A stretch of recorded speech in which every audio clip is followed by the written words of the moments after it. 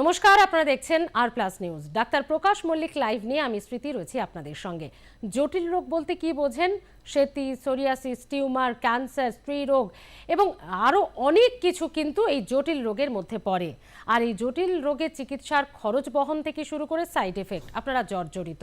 তাহলে এবার ভরসা রাখুন হোমিওপ্যাথিতে। ঠিকই শুনেছেন, জটিল রোগের চিকিৎসায় সফল সমাধানে হোমিওপ্যাথি। আমি বলছি না, দাবি করছেন আমাদের সঙ্গে শহরের বিশিষ্ট হোমিওপ্যাথি চিকিৎসক, প্রবাদ প্রতিম চিকিৎসক ডাক্তার প্রকাশ মল্লিক রয়েছেন।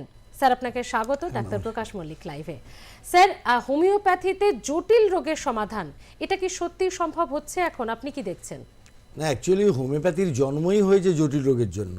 আসলে বেসিক্যালি ক্রনিক ডিজিজ হোমিওপ্যাথিতে ভালো হয়, এটা জন্মলগ্ন থেকেই সবাই জানে।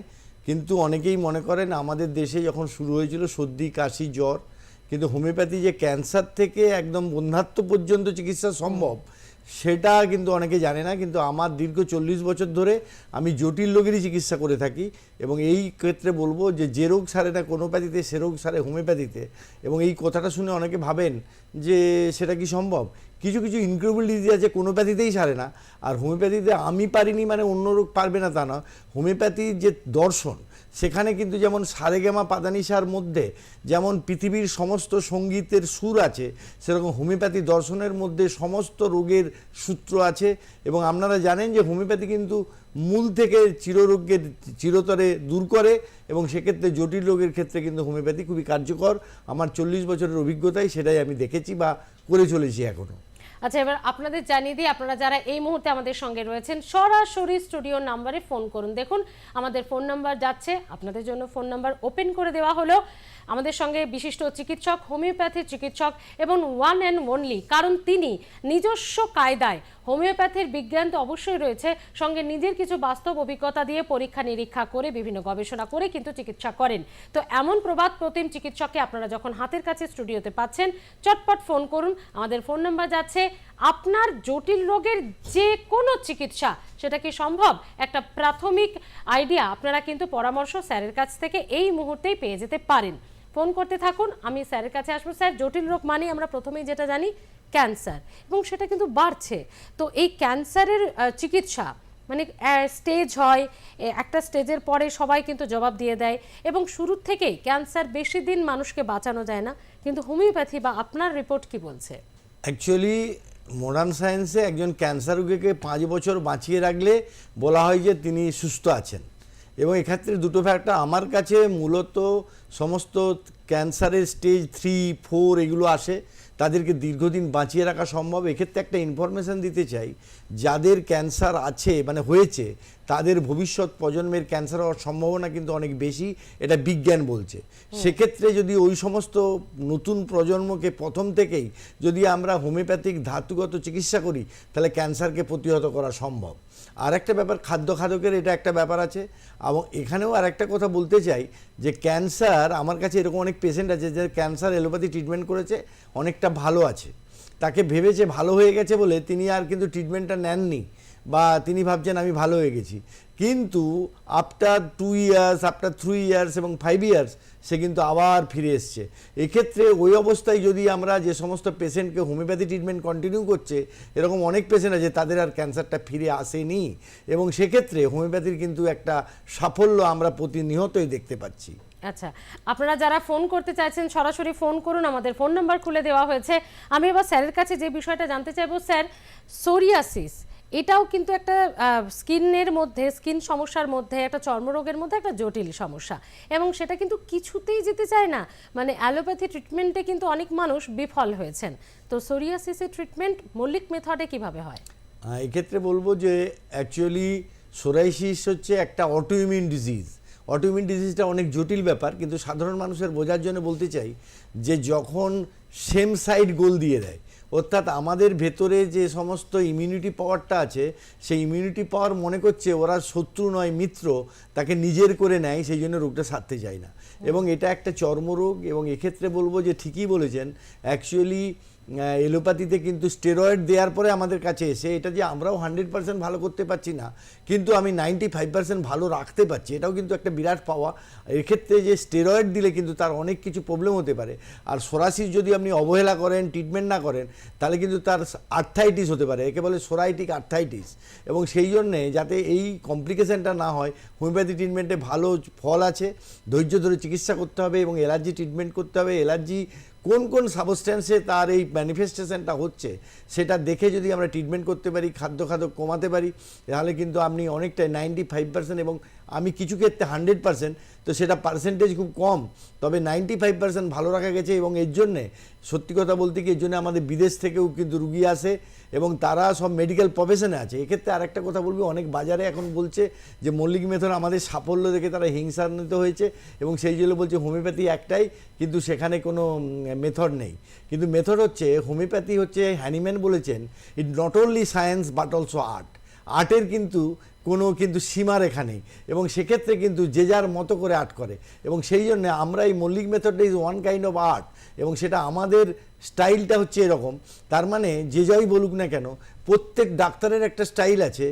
যদি তা না হতো তাহলে ডাক্তারের কাছে গেলে সব ডাক্তারই একই প্রেসক্রিপশান করতো, সাফল্যের হারটাও আসতো, সেটা কিন্তু বাস্তবিক ক্ষেত্রে আসে না। সেই জন্যে এই যে স্টাইলটা, আপনার যেমন একজন ছবি আঁকছে, দুজন একই ছাত্র, সেই ছবিটা কিন্তু স্টাইলটা আলাদা, কারো বা উৎকর্ষ হবে, কারো বা আরও খারাপ হবে, আবার কারো ভালো হবে। সেই জন্যে মাস্টারমশাইয়ের থেকেও কিন্তু ভালো হয়। এবং যারা সঙ্গীত করেন, এক্ষেত্রে বলবো, একজন সঙ্গীতকারের আমি ইন্টারভিউ দেখছিলাম, তিনি অনেক আজকে তথাকথিত যারা পশ্চিমবঙ্গে ভালো গান করেন তাদের শিক্ষক, তাকে জিজ্ঞেস করা হলো, আপনি সবাইকে শেখালেন, আপনি কেন গ্রাহক হতে পারলেন না? তখন তিনি বলছেন, আমি শিখিয়েছি ঠিকই, তা আমিও গান প্রথম করতাম, কিন্তু পরে পরে দেখলাম কি যে আমার গলাটা ঈশ্বর আমাকে দেয়নি, সেই জন্য আমি টিচার হয়ে গেলাম, কিন্তু গ্রাহক হতে পারলাম না। সেরকম ডাক্তারিটাও কিন্তু তাই, সবাই কিন্তু ডাক্তার হতে পারে না। সেই অন্যভাবে বলা যায় যে কেউ কেউ কবি, সকলেই কবি নয়। ডাক্তারি পড়লেই কিন্তু ডাক্তার হওয়া যায় না। সেই ক্ষেত্রে কিন্তু তার স্টাইল, তার ইমিউনিটি, তার intuition is very important for the medical practice. একেবারে। আচ্ছা, দর্শক বন্ধুরা ইতিমধ্যেই রয়েছেন আমাদের সঙ্গে, একটু কথা বলবো তাদের সঙ্গে। দুজন দর্শক বন্ধু আছেন, আপনাদের দুজনের কাছে আমি আসবো, একটু ধৈর্য ধরে লাইনে থাকতে হবে। প্রথম দর্শক বন্ধু কে আছেন বলুন। আমি কাঁথা থেকে বলছি। হ্যাঁ বলুন, কি জানতে চাইছেন? আমি জানতে চাইছি, আমার হার্টের পেস মেকার বসেছে, আজ 1 বছর হয়ে গেল। আচ্ছা। হার্টের আর ফ্যাটি লিভার আছে আমার, খুব গ্যাস হয়, আর পাথর আছে, কিডনিতে স্টোন আছে। আচ্ছা, এইটা কিন্তু আপনি কিন্তু হোমিওপ্যাথির আইডিয়াল পেশেন্ট।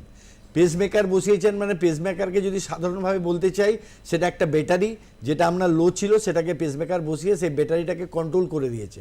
কিন্তু আপনি যেটা বললেন কিডনিতে পাথর এবং তার সঙ্গে fatty liver, it is a very important treatment for হোমিওপ্যাথিতে আছে, এবং এটা কিন্তু করলে আপনি ভালো থাকবেন। অ্যাজ ওয়েল অ্যাজ ওই যে আপনার যেমন আপনি আগেকার দিনে, এখন গাড়িতে একটু উন্নত হয়েছে, আগে গাড়ি চালালে যেমন ব্যাটারি চার্জ হয়ে যায়, হোমিওপ্যাথি ট্রিটমেন্ট করলে আপনার পেসমেকারটা অনেক দিন ভালো থাকবে, যেটা নিশ্চয়ই ডাক্তারবাবু আপনাকে বলেছে 10 বছর পরে চেঞ্জ করতে হবে, সেটা 12 বছর 13 বছর। এরকম আমার কাছে অনেক পেশেন্ট আছে যারা পেসমেকার বসিয়েছে, যাদেরকে বলা হয়েছে 10 বছর পরে আপনাকে এটা ট্রান্সপ্লান্ট করতে হবে, আবার নতুন বসাতে হবে।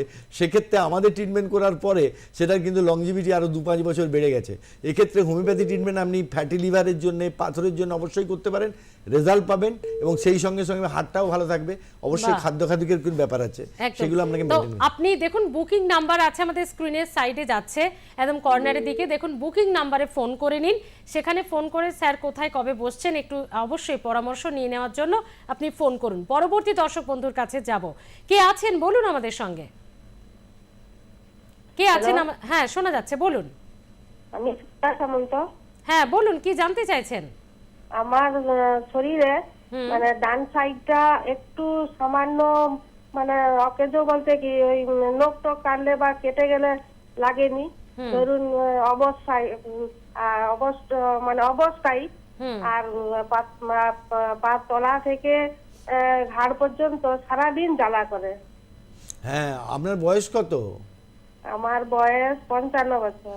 আপনি আর দেরি করবেন না। এটা অ্যাকচুয়ালি আপনার একটা ব্রেনের একটা সাইড যে আপনার নিউট্রিশনটা দিতে পারছে না নার্ভের, এবং যে কোনো সময় একটা সাইড কিন্তু আপনার অকেজো হয়ে যেতে পারে। সেক্ষেত্রে ব্যায়াম বা ফিজিওথেরাপি আর হোমিওপ্যাথি চিকিৎসা আপনাকে ভালো করে দেবে, যাতে আপনি আর ভবিষ্যতে আর ওই কষ্টটা না পাবেন।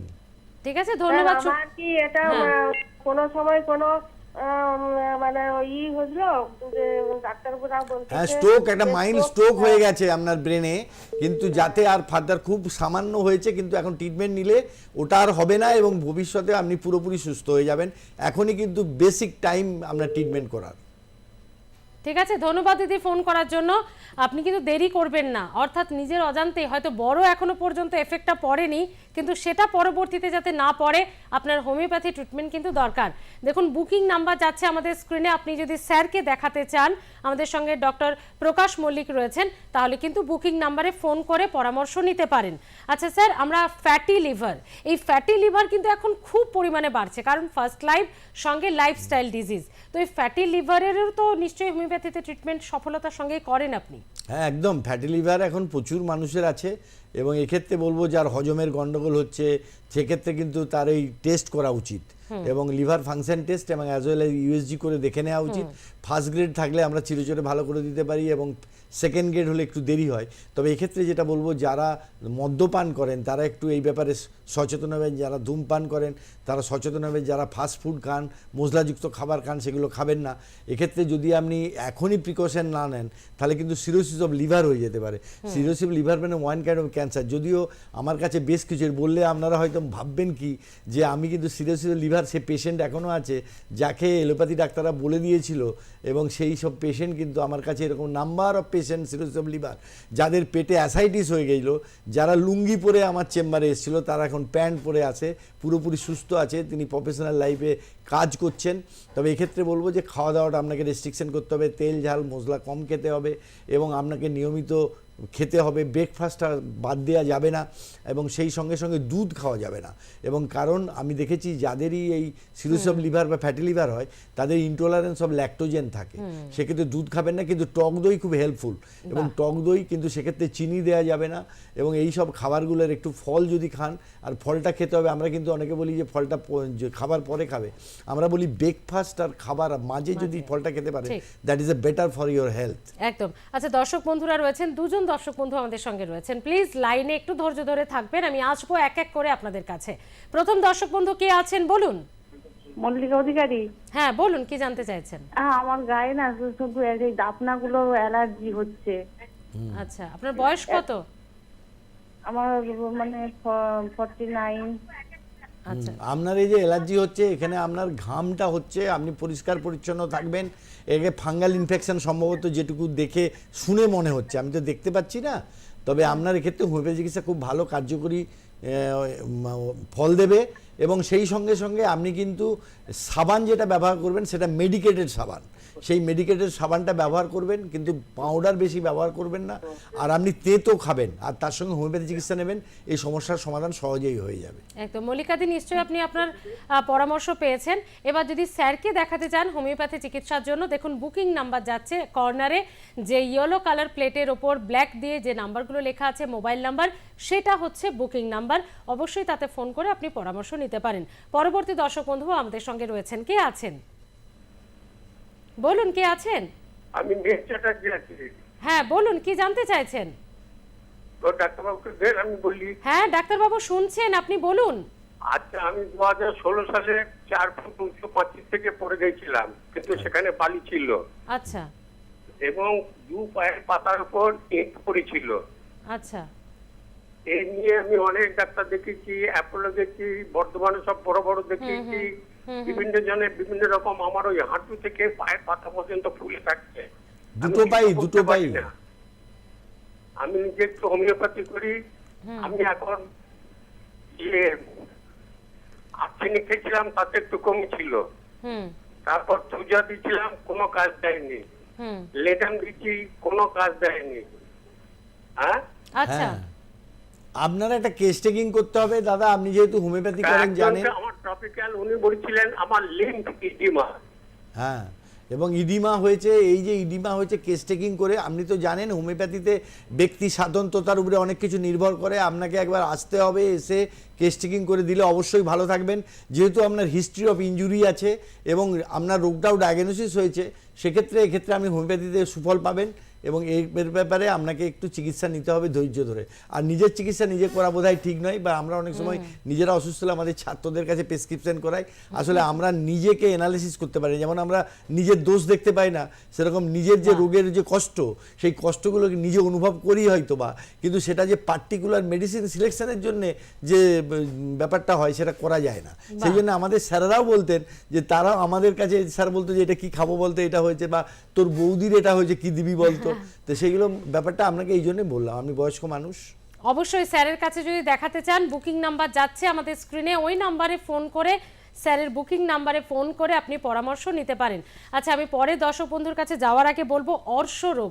স্যার, এটা আমরা জানি যে অর্শ, ফিশার, ফিস্টুলা এগুলো কিন্তু হোমিওপ্যাথিতে অব্যর্থ দেওয়াই হয়। তো জটিল রোগের ক্ষেত্রে, মানে অর্শ যখন জটিল পর্যায়ে পৌঁছে গেছে, অনেকে নেগলেক্ট করে করে, সেটারও কি ট্রিটমেন্ট সফলভাবে হয়? অবশ্যই হয়, এবং অর্শ কিন্তু বেসিক্যালি সার্জিক্যাল ডিজিজের মধ্যে পড়ে, কিন্তু এটা হোমিওপ্যাথিতে সাকসেসফুল হয়। এবং আমার কাছে এমন একজন দুজন পেশেন্ট এসছে যারা 5 বার অপারেশন করে এসছে। আমি তাদেরকে প্রশ্ন করলাম, আপনি হোমিওপ্যাথি করেননি? তা বললো, আমাকে কেউ বলেইনি যে অর্শের হোমিওপ্যাথি চিকিৎসা আছে। সেক্ষেত্রে কিন্তু এই যে অবহেলা করলে এটা কিন্তু অ্যানাল ক্যান্সার পর্যন্ত হয়ে যেতে পারে, এবং ব্লিডিং হয়, ব্লিডিং হলে তার অ্যানিমিয়া হতে পারে, এবং সেক্ষেত্রে হোমিওপ্যাথি চিকিৎসা কিন্তু সার্জেনের ছুরির হাত থেকে আমাকে রক্ষা করে দেবে।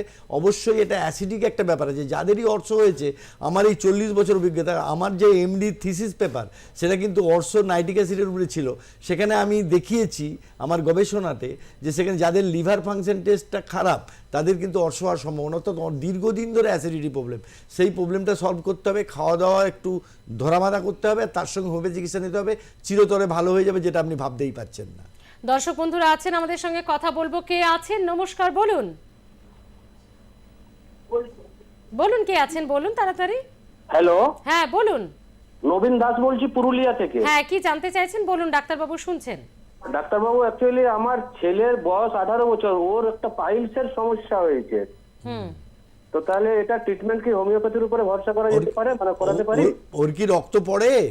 হ্যাঁ, রক্ত পড়ে ডাক্তারবাবু। অবশ্যই হবে, তবে রক্ত পড়া মানেই পাইলস আপনি ভাবছেন। আমার কাছে এরকম রুগী আছে যারা এলোপ্যাথি হোমিওপ্যাথি করে এসছে, অনেক হোমিওপ্যাথিও করেছে আমাদের গ্রামের দিকে যারা আমাদের বন্ধুরা আছে, কিন্তু সেক্ষেত্রে রক্ত পড়াটা দেখা যাচ্ছে রক্তের সমস্ত ওষুধ দেওয়া হয়েছে কিন্তু ভালো হয়নি।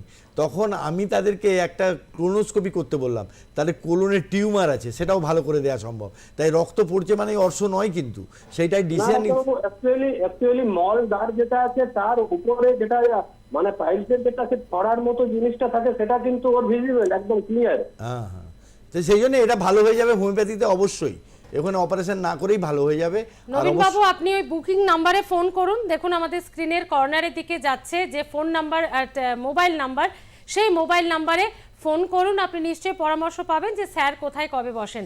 আপনাদেরকে 95% নিশ্চয়তা দিচ্ছেন ডাক্তার প্রকাশ মল্লিক সুস্থ হয়ে যাওয়ার, কিন্তু সবটাই মেনে চলতে হবে এবং ধৈর্য ধরে সেই পরামর্শগুলো, গাইডলাইনগুলো ফলো করতে হবে। আপনাকেও ধন্যবাদ ফোন করার জন্য। আমরা পরবর্তী দর্শক বন্ধুর কাছে যাব, তবে তার আগে আপনাদেরকে জানাবো যে আমরা অবশ্যই ব্রেন টিউমার নিয়েও আলোচনা করব। তবে তার আগে কে আছেন বলুন। নমস্কার। আচ্ছা, আমরা ব্রেন টিউমার নিয়ে একটু আলোচনা করব। ব্রেন টিউমার মানে এটা শুনলে না অন্যকে কি বলবো, আমারও কিরকম যেন একটা ভয় লাগে স্যার। তো ব্রেন টিউমারেরও কি এই ছুরি কাঁচি ছাড়া অ্যাকচুয়ালি আমি অনেক প্রোগ্রামে বলেছি যে ব্রেন টিউমারের জন্যই আমার হোমিওপ্যাথি ডাক্তার হওয়া। অ্যাকচুয়ালি আমার ভাই ব্রেন টিউমারে মারা গেছে আজ থেকে 40-50 বছর আগে। আমার বাবা সর্বশান্ত হয়ে গেলেন, সেই জন্য বাবা আমাকে বাধ্য করেছিলেন হোমিওপ্যাথি পড়তে। এবং আমার জন্ম বীরসিংহ গ্রামের বিদ্যাসাগরের জন্মস্থান বীরসিংহ গ্রামে, সেই বিদ্যাসাগর হোমিওপ্যাথি করতেন, সেই সূত্র ধরে হোমিওপ্যাথি করা। এবং সেই জন্য আমার special interest to brain tumour. এবং ব্রেন টিউমারে আমার 3 ধরনের পেশেন্ট আছে। যারা প্রথমে আসে তাদের অপারেশন করতে হয়নি, কিন্তু যারা অপারেশন করে এসছে তাদের রিগ্রোথ হয়েছে, সেই পেশেন্টকেও আমরা ভালো রেখেছি। এবং সম্প্রতি একটি বেহালার মেয়ে, তার কিন্তু বিয়ে দেওয়া সম্ভব হয়েছে, সে পুরোপুরি ভালো হয়েছে। এবং সে বিয়েতে আমাদের নিমন্ত্রণ করেছিল, যাওয়া হয়নি, কিন্তু তার জামাই আমার সঙ্গে দেখা করেছে। এবং ঘটনা হলো যে ব্রেন টিউমার মানেই কিন্তু অপারেশন নয়, অপারেশন আবার রিগ্রোথ হতে পারে। এবং আবার দেখা যাচ্ছে, আমি এমন একটা পেশেন্ট পেয়েছি সম্প্রতি, ব্রেন টিউমার অপারেশনের পরে তার কিন্তু ক্যান্সার বলছে। এখন কিন্তু আমাদের কাছে পেশেন্টটা আছে, ভালো আছে। তাই ব্রেন টিউমার অযথা ভয় পাবেন না, এবং ব্রেন টিউমার হলে কিন্তু চোখ অনেক সময় নষ্ট হয়ে যায়। ব্রেন টিউমার অনেকগুলো ব্যাপার আছে, ফ্রন্টাল পেশে আছে এবং পেছনে আছে, সেগুলো দেখে নির্ধারণ করে অবশ্যই সিটি স্ক্যান করবেন। আর এখন বিজ্ঞান আমার দ্বারপ্রান্তে, সেই জন্য অবশ্যই আমি যখন চিকিৎসা করছি তারপরে সিটি স্ক্যান করে দেখে নিয়ে যাই বাড়ছে কমছে। এখন আমি কিন্তু অপারেশনের বিরোধী নই, কিন্তু যখন সেটা হ্যাবকভাবে বাড়ছে অপারেশন করাই যেতে পারে। কিন্তু অপারেশনের 3টে কমপ্লিকেশন হয়। 3টে কমপ্লিকেশন কি না, দৃষ্টিশক্তি চলে যেতে পারে, স্মৃতিশক্তি চলে যেতে পারে, একটা সাইড প্যারালিসিস হয়ে যেতে পারে। সেই কমপ্লিকেশনের হাত থেকে বাঁচতে গেলে হোমিওপ্যাথি কিন্তু অপরিহার্য, এটা বলতেই পারি। স্যার, অটিজম এটা এখন অনেক নিউবর্ন বেবির থেকে একটু বড় বাচ্চাদের মধ্যে দেখা যাচ্ছে, তো অটিজমের মতো এরকম একটা জটিল রোগ, এই অটিজম খুব ভালো কথা বলেছেন। অটিজম কিন্তু আমি বলবো অটিজমকে প্রতিরোধ করার কথা, যে মহিলা প্রেগনেন্ট আছে তার কিন্তু মোবাইলটা বন্ধ করতে হবে। ওই যে মোবাইলের নিউরনগুলো গিয়ে বেবির যে ব্রেনের নিউরনকে ডিস্টার্ব করে দেয়, এবং সেই জন্য বর্তমানে আমি প্রতিদিনই 1-2 করে অটিজম পেশেন্ট পাচ্ছি। এবং সেই জন্য আমার মনে হয় চিকিৎসা তো করছি, কিন্তু এটা 100% ভালো হয় না। আমার কাছে যেসব পেশেন্টগুলো আসছে তারা কিন্তু সমস্ত পৃথিবীর মানে আমাদের ভারতবর্ষের যত চিকিৎসা কেন্দ্র আছে সব করে এসছে, তাদেরকে কিন্তু আমরা অনেক ভালো রাখতে পেরেছি। আর অটিজম এক্ষেত্রে বাবা মাদের বলবো যে আইনস্টাইনের কিন্তু অটিজম ছিল, তিনি কিন্তু একজন বিজ্ঞানী হতে পেরেছেন। ওই ছেলেগুলোকে ভালোবাসতে হবে। আমার কাছে একটা পেশেন্ট আছে অটিজমের, সে কিন্তু এখন এত ভালো ড্রয়িং করছে, আমাকে কালকেও এনে ড্রয়িংটা দেখিয়েছে। তাকে ওই ব্যাপারে যদি শিক্ষা দেওয়া যায় সে কিন্তু সর্বোচ্চ পর্যায়ে চলে যেতে পারে। এই জন্যে বাবা মার ভালোবাসা। আর আমি অটিজমকে প্রতিরোধ, আমি যা বিশ্বাস করি যে রোগ আরোগ্যের থেকে রোগ প্রতিরোধ শ্রেয়, সেই দৃষ্টিকোণ থেকে প্রেগনেন্ট ওমেনদের বলবো তারা যেন মোবাইলটা কম দেখেন, তাহলে তার সন্তানটা ভালো হবে। আর যখন অটিজম হয়ে যায় তার যে কি যন্ত্রণা যার হয়েছে সে বুঝে না। আমি চাই না কোনো বাচ্চা অটিজম নিয়ে জন্মগ্রহণ করুন। এটা আমি বলবো এক্ষেত্রে আমরা জেনেটিক টেস্ট করে, আমাদের এখন নতুন মানে অ্যাডভান্স হোমিওপ্যাথি হয়েছে, RNA DNA-কে আমরা ওষুধ হিসাবে ব্যবহার করে সেটা অনেক বেশি ভালো রাখতে পারছি। স্যার, গিলবার্ট সিনড্রোম এটা কি একটি মানে জিনগত লিভারের অসুখ? অবশ্যই। এটা কি হোমিওপ্যাথিতে একমাত্র হোমিওপ্যাথি ট্রিটমেন্ট, এলোপ্যাথিতে কোনো ট্রিটমেন্ট নেই। আমি প্রতিদিন সারা ভারতবর্ষের বিভিন্ন প্রদেশ থেকে ফোন পাই, আমাদের ইন্টারনেটে চিকিৎসা হয়, কাছে এসে চিকিৎসা করে। এবং এটা পুরোপুরি ভালো করা যাবে না যেহেতু জেনেটিক্স, কিন্তু আমরা যদি জেনেটিক টেস্ট করে তার ট্রিটমেন্ট করি তাহলে ভবিষ্যৎ প্রজন্মে ওই গিলবার্টসটা হবে না এবং সে সারা জীবন সুস্থ থাকতে পারবে। এবং অবশ্যই এক্ষেত্রে কিন্তু একটা চিকিৎসা করে যেতে হবে কন্টিনিউয়াস, তাহলে তার লিভার ভালো থাকবে, নর্মাল লাইফ ডিল করতে পারবে। এবং গিলবার্ট সিনড্রোমের কিন্তু এলোপ্যাথিক কোনো ওষুধ নেই, এটা আমি বলছি না, ওই পেশেন্টরা এসেই বলেছে, এলোপ্যাথি ডাক্তারবাবুরা বলেছে আমাদের এটা কোনো ওষুধ নেই। তারা এমনও বলেছে যে পৃথিবীতে কোনো ওষুধ নেই। তো আমার কাছে যখন এসে বলে স্যার পৃথিবীতে ওষুধ নেই, আপনাদের আছে? বলে আছে। এবং যখন তাকে ট্রিটমেন্ট করার পরে সে রেজাল্ট পায়, অর্থাৎ তার বিলিরুবিন লেভেলটা যখন একটা লেভেলে থাকে সে খুশি হয়, বলে স্যার এটা কিন্তু প্রচারের দরকার আছে। আমি প্রচার আর কি করবে, মিডিয়ার দরকার, তোমরাই প্রচার করো, কারণ মানুষের কাছে পৌঁছানো, মানুষের মুখে মুখে আমি মনে হয় বেশি পৌঁছানো প্রয়োজন। একদম, এবং সেটা খুব প্রয়োজনও আজকের দিনে। আরো একজন দর্শক বন্ধু আছেন, আজকের দিনের আমরা শেষ ফোন নেব এটাই। বলুন কে আছেন? নমস্কার। নমস্কার। হ্যাঁ বলুন প্লিজ। মুকুন্দপুর থেকে এসকে মিস্ত্রি। হ্যাঁ বলুন, কি জানতে চাইছেন? আমি জানতে চাইছি, আমার না কিছু বছর ধরে না হ্যাঁ পায়ের তলাটা একটু মানে ইয়ে করে, জ্বালা জ্বালা এবং মনে হয় যেন ফোলা ফোলা এরকম। আমার খুব একটা অসুবিধা হচ্ছে না এজন্য। কিন্তু আমরা পায়খানাটা কি শক্ত হয়? পায়খানা ওই শক্ত হয়, নরম হয়। হ্যাঁ, আপনার IBS আছে, পায়খানা শক্ত নরম হয়, আর ওখানে অ্যাসিডিটি বাড়ছে এবং ওখানে ব্যাকটেরিয়াল ইনফেকশন আছে, এনআসে, যার জন্য জ্বালা জ্বালা করে। এক্ষেত্রে হোমিওপ্যাথি চিকিৎসা এখনই করুন, তাহলে ভবিষ্যতে অনেক বড় প্রবলেমে না হলে পড়ে যাবেন। এবং তার সঙ্গে আমি বলবো যাতে অ্যাসিড না হয়, রাত্রেবেলা কম খান, দুধ খাবেন না, টক দইটা দুপুরবেলা রাখার চেষ্টা করবেন। আমার আসলে এইগুলোতে কোনো প্রবলেম নেই, গ্যাসের খুব একটা মনে হচ্ছে না কিছু। হ্যাঁ, কিন্তু অনেক সময় না চোরা অম্বল বলে একটা কথা আছে, আপনি বুঝতে পারছেন না ভেতরে আছে, না হলে এটা হবে না। জ্বালা করছে মানে অ্যাসিডিক রিঅ্যাকশন সেখানে হচ্ছে। আমি ঠিক জ্বালা বলছি না, একটু গরম গরম লাগছে। হ্যাঁ, ওই ভবিষ্যতে এটা হবে, জাস্ট গরম গরম মানে এটাকে বলে আমাদের ডাক্তারি ভাষায় ইনফ্লামেশন। ইনফ্লামেশনের প্রথমেই হচ্ছে গরম। আমি এর এলোপ্যাথিকে অনেক দেখিয়েছি, কোনটাই কোনো ওষুধে কোনো কাজ। এলোপ্যাথিতে রোগ হয়ে যাবার পর কেটে দেবে, কিন্তু এখন হোমিওপ্যাথি খেলে আর রোগটা হবে না, প্রিভেনশন করে দেওয়া যাবে। ঠিক আছে দাদা? বেশ, আপনি যদি স্যারকে দেখাতে চান আপনি অবশ্যই বুকিং নাম্বারে ফোন করুন। দেখুন স্ক্রিনে যাচ্ছে যে মোবাইল নাম্বার, সেই দুটি মোবাইল নাম্বারে যে কোনো একটিতে ফোন করুন। ফোন করে স্যারের সঙ্গে পরামর্শ নিতে পারেন। তিনি কোথায় কবে বসছেন নিশ্চয়ই আপনারা জানতে পারবেন। স্যার, আজকে অনেকগুলো বিষয় নিয়ে কথা হলো, কিছু বিষয় অবশ্য বাকি রয়ে গেল। আমরা পরবর্তী এপিসোডে অবশ্যই জটিল রোগের আরও, এবং যেটা স্ত্রী রোগ বন্ধ্যাত্ব, এটা আমি বলবো যে জটিল রোগের মধ্যে একটা অত্যন্ত গুরুত্বপূর্ণ টপিক। আমরা চেষ্টা করব পরবর্তী এপিসোডে স্ত্রী রোগ বন্ধ্যাত্ব থেকে আরও যে কটা জটিল রোগ বাকি রয়ে গেছে, হোমিওপ্যাথিতে তার কি দিশা, কতখানি সফলতার সঙ্গে ট্রিটমেন্ট হয় সেটা জানবো স্যারের কাছে। তবে স্যার, আজকে সময় শেষ।